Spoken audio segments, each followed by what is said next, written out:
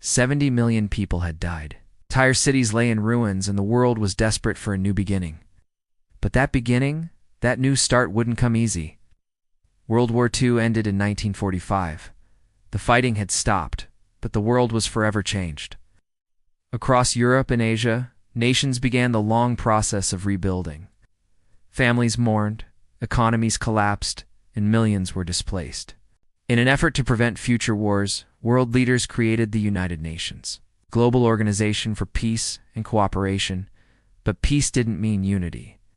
A new conflict was brewing, not of bombs and tanks, but of ideology. The Cold War had begun. Tensions rose between the USA and USSR.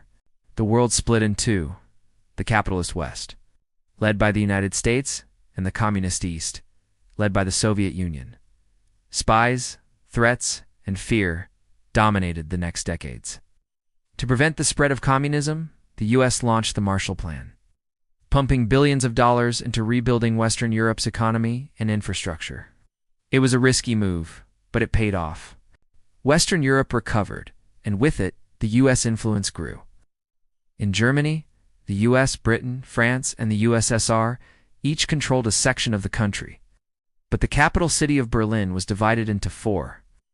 This uneasy division symbolized the larger conflict that gripped the world. The Iron Curtain had fallen. To counter Soviet control in Eastern Europe, former enemies, Britain, France, and the U.S., formed NATO, a military alliance that promised to protect its members from outside threats. It was a bold move that further divided the world. On the other side, the USSR responded by forming the Warsaw Pact, a counterweight to NATO. The stage was set for a new conflict. But not all conflicts were military. After years of persecution, Jewish leaders sought to create a Jewish state. In 1948, the State of Israel was born.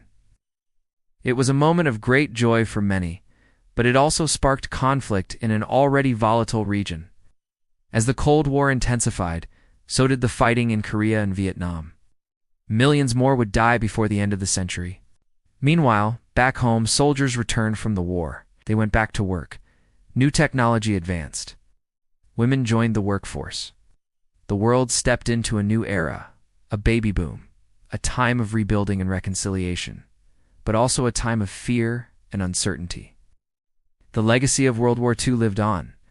Over 70 million people had died, but their sacrifice had changed the world forever. United Nations worked to maintain peace. The Marshall Plan helped rebuild Europe. Israel became a nation. And though the Cold War loomed, there was hope for a better future. A future built on the ashes of the past. Hey, thanks for watching. Do you want to know more about World War II? Stay tuned for more.